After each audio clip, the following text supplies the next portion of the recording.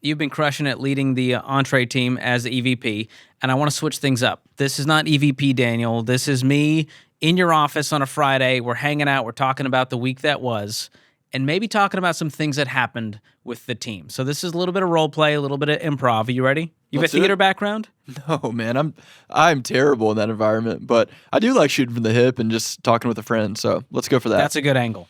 Okay, so team member, they come up and they've got an idea for a better way to do something. But honestly, I think I've got a better solution. I have better ideas.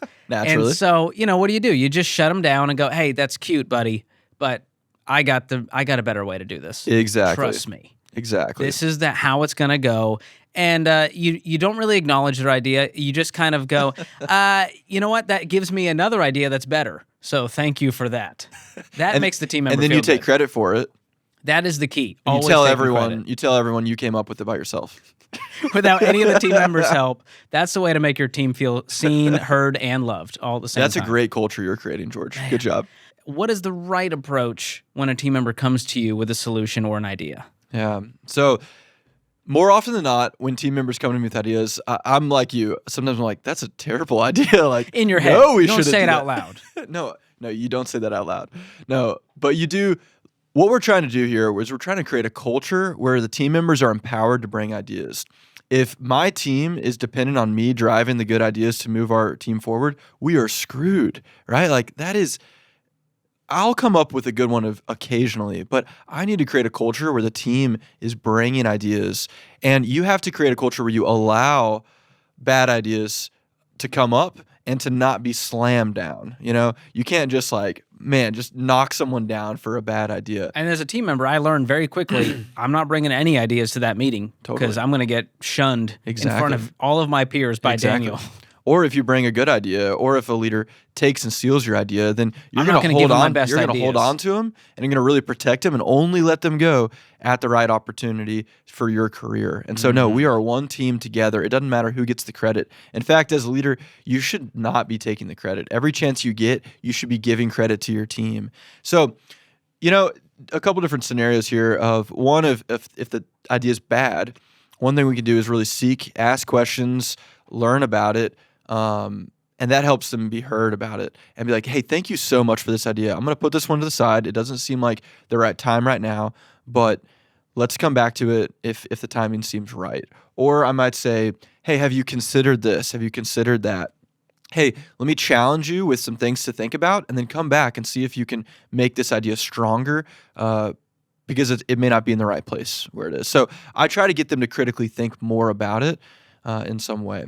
So another scenario is if the idea is actually pretty good, or maybe it just needs a little bit of polishing to get better. So as a leader, I might work with them, do the same thing, ask some challenging questions. Hey, have you considered this? Or we might get up on the whiteboard and build on it together, and that may be really fun. Some other situations are, this happened actually this week, is Dave had a great idea in a meeting about EntreLeadership, particularly around our marketing and something we could try. We walked away from that meeting. It was Jason and I, who's the vice president of EntreLeadership. And I kind of coached Jason up of like, hey, if we just come in and tell the team, hey, Dave said to go do this exactly like this, it's not going to go over well. You have to get, if it's your idea or someone with a lot of clout in your organization or power in your organization bringing an idea forward, you need to help foster the seeds of that idea through the team so that they latch onto it and it becomes their own. Because when an idea is someone's own, they drive it, they push it more with enthusiasm. You're way more excited than just being, that's right. Hey, you go do this task. That's right. So Jason talked about, hey, what is the problem Dave was trying to solve?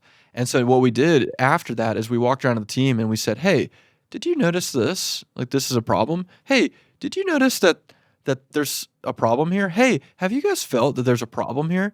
And when everyone starts nodding their head, we say, hey, what do you think we could do to solve that? And then we may seed in, hey, have you seen this other team tried something really cool? Maybe there's something like that. And we just slowly kind of nudge the team in the right direction through a brainstorming session. And you know what? Most of the time we end on something totally different than what Dave or what I came up with as a leader. We come up with a way better idea because they took it in their own direction and they owned it and then they spoke into it. Yeah. And so if you're coming in as a leader with an idea that's like, hey, Dave said go do this, or this is my personal opinion. I'm really passionate about this idea. And I don't let the team speak into it, but I just manipulated them to make them feel like they did, you're going to lose every time. Rarely does that go well. You need to come in, if you have your own opinion idea, come in with open hands, talk about the problem, let them beat up on your baby idea, and let them take it and rock your baby. And that's hard to do.